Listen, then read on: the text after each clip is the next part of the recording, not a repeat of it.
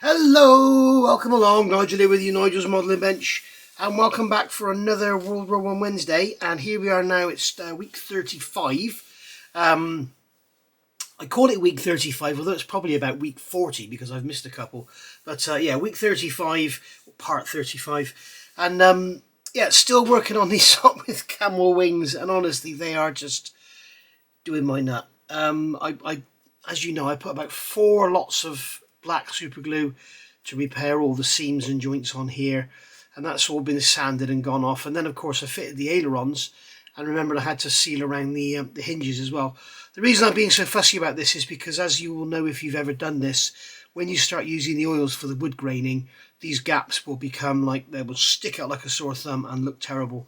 So that's why I'm making such a fuss about not having them there. I don't mind if there's a bit of an imperfection like on the side or something, but having, you know, like on the upper wing, having like this big step here where the parts join, you know, or on this leading edge here, would just stick out like a sore thumb and look terrible. So that's why I'm making such a fuss about having it all looking nice. So of course then we've got to get these primed. I'm going to prime them in a light grey, just a light mist coat, because I want to make sure that when I put the light brown colour down before we do the wood graining, I want to make sure that I get really good coverage. So I don't want to sort of get halfway through the wood graining and find I've got bits of bare plastic showing everywhere. So and I'm also not 100% sure, will the oils attack the plastic? I don't know. They do attack Bandai plastic, so I don't know if Hasegawa used the same. They're both Japanese companies, but anyway, not going to find out the hard way. So yeah, so basically what we've done is gone on and done the repairs. I'm just looking here. Yeah, I've done those repairs, but I still need to sand them out. There's still lots of bits and pieces that need to be sanded out. So we fitted the ailerons anyway to the lower wings, as you can see there, and they're working nicely. So that's all good. Ailerons were previously fitted, but I hadn't done the glue had soaked in, so we had to put another application on. And also these centre ribs here, I've had to sort those out as well. So yeah, it's moving on, but very, very slowly. It's one of these, like I say, it's hours and hours of work and 10 minutes of video. So we're going to put this to one side, let it dry, and we're going to get on with something else. Now, right here, right now, I don't know if we're going to pick up whoops, I don't know if we're going to pick up the rigging on the fuselage. Okay, so we've got this rigging on the fuselage and on the tailplane, so we can pick that up, or we could go on and get on with this seat and fit the instrument panel in here and everything. However, I would rather do all of this first, because I fear that having all that in the way will not be. And you can see here, this oil tank sits on top of the rig, so you've got to thread it through and then get it underneath the oil tank. So unless it looks like it's actually rigged on the oil tank, so I'm going to have to fit that oil tank. Okay, so there we go. And then we've got all this rigging down the sides here as well. And then it's a case of fitting the wings, fitting the struts, and then it's all the rigging on there. So yeah, you can see lots and lots of rigging, and then we've got guns and bits and pieces going in. So still lots and lots to do on this model, but it is a beauty and it is well worth spending the time on. So either I'm going to get on with this, maybe do something on the armoured car, I don't know. But we will actually do something. I believe you are going to get it's Monday today. You are going to get a World War One Wednesday this week, I can assure you. Right, see you in a second. Okay, finally, at last, I think we are done with the super glue. So I may need to do a little bit more sanding on there, I think, but I think finally, at last, we are done. These sanding sticks have had it. So there we go. I think I'll have to scrape that, otherwise I'm going to sand away I'm going to put an undercut in the aileron. There we go. We'll see how it looks. It's got some primer on it. If we have to touch it up, we will. So I want to get these horns on everything before we do any painting. So we've got these sprues here, which are L. So we've got L14, wherever that may be. L14, there it is. As you can see, we've got ejector tabs on here. So we'll get rid of those. And then we'll just grab a stick Just sand the ends of that while it's still on the sprue, makes life a lot easier. And then we can cut that off the sprue. That was my chair, nothing else. So I'm going to grab some tweezers, grab all of this, just sand away that sprue gate, and then this is going to fit.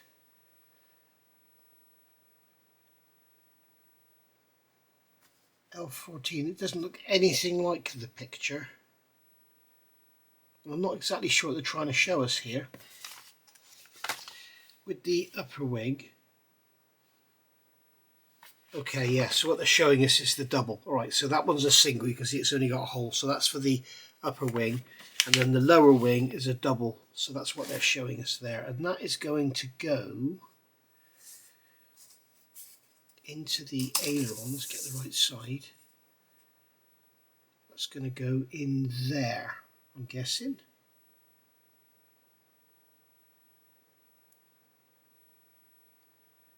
That's going to go in there like, oh dear.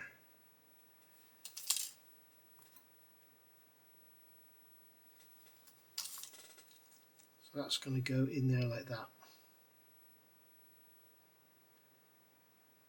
Okay, so you can see how that's fitted in there.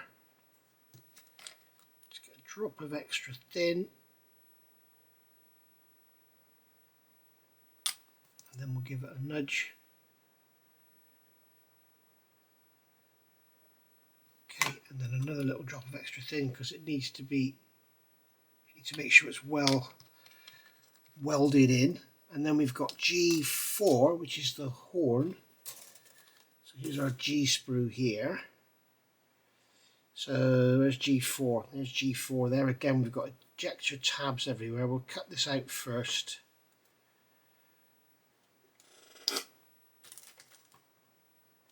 I'm taking these off the sprue one at a time because they're all handed and everything.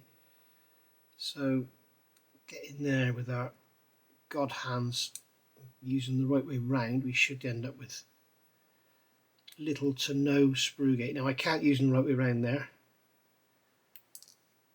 I can there. And then we'll sand that away.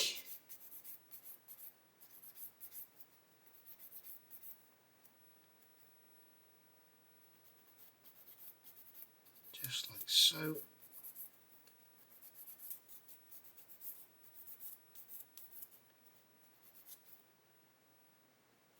And there we go. And then this is going to go into this aileron. That's funny, it goes down and not up. Okay, so that's going to go in there like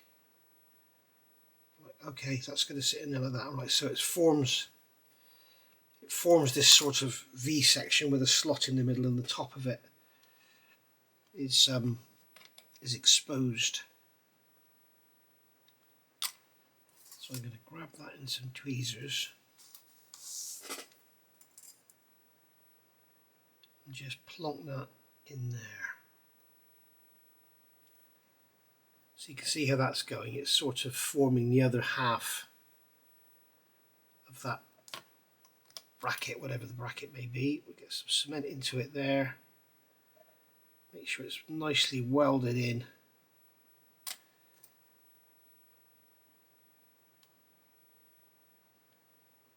Just like that.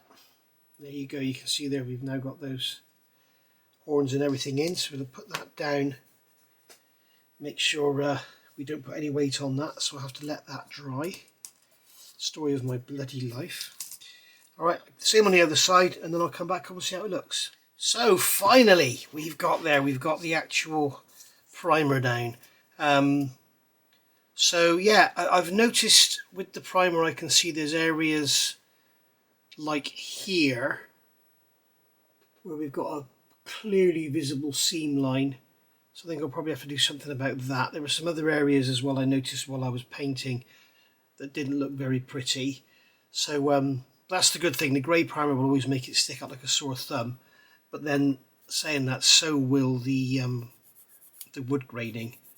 So we could just go and do some cleanup and that before we get the light sand colour, whatever we're going to use, buff, whatever. I may use a variation of colours to try and get some variation in there. I've also got this side. I mean, I think what I'm going to have to do to get a nice looking finish is actually do all the wood grain, say on the spars and everything, and then mask that off and do the ribs. I just don't know what to do. It's going to be so difficult and so time consuming, but we will get there. I think I also need to do some filling here as well. I've noticed where these aileron horns are, so we need to get those filled as well, I think. Make them look a bit prettier. So yeah, still got work to do. So right, I will see you either in a minute or next week. Again, we haven't got a lot done, but at least we got something done, eh? But lots and lots and lots and lots and lots and lots of work. Look at these gaps down here as well. You can see these gaps down in here. Hopefully they won't show up so much because the wood grain will build up in the corners. But yeah, lots and lots of work to do. Right, see you back either in a minute or next week. All right, looking better now. I've gone in with some Mr. Surfacer 1000 and just sort of let it flood in, really, just like so. Get plenty on the brush, just brush it in there, let it flood in, and it should sort of level itself out. As you can see, it looks a whole lot better with those gaps gone. So yeah, some of you will be thinking, why are you doing all this fussing? Why are you fussing about all these gaps and things? It's just because I just want to get it right. I want it to be one of the nicest models I've ever made, because I really do think this is a thing of beauty. If you haven't already seen it, go back and have a look previously at some previous videos and see the fuselage with all its wood grain and all its stringers and everything in there. It's looking lovely, and I think it's going to be a beautiful looking model. But it just means we have to concentrate on doing these gaps, especially the upper surfaces. The lower surfaces aren't so important. I mean, I may as well deal with it because I'm here, but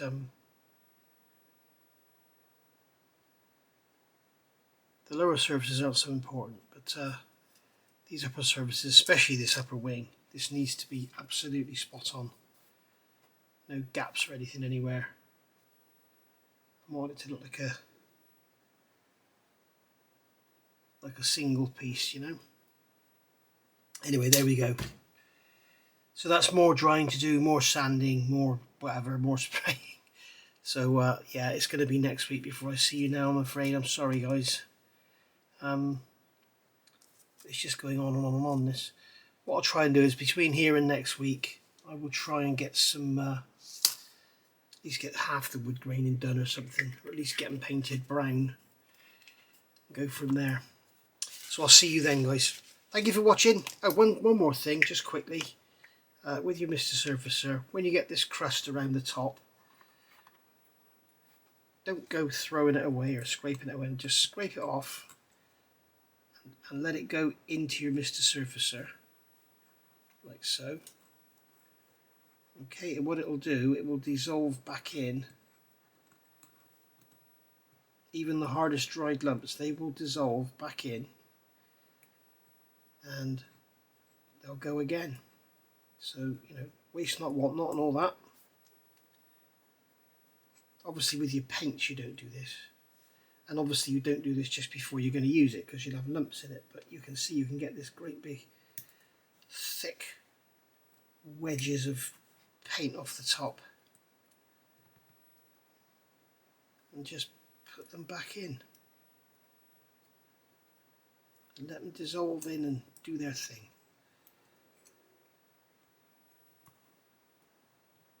There we go. Oh, there's some more there, look. Another big lump that can come off. And just put your lid on. and you're good to go. Right, as I said just now, thank you for watching. Sorry it's been a bit of a not a lot going on, but as you can see, I am getting the work done. It's just I'm spending time on it. It's just nothing's really happening because I spend more time waiting for everything to bloody dry. Alright, so I'll see you all next week. Thank you for watching. Bye for now.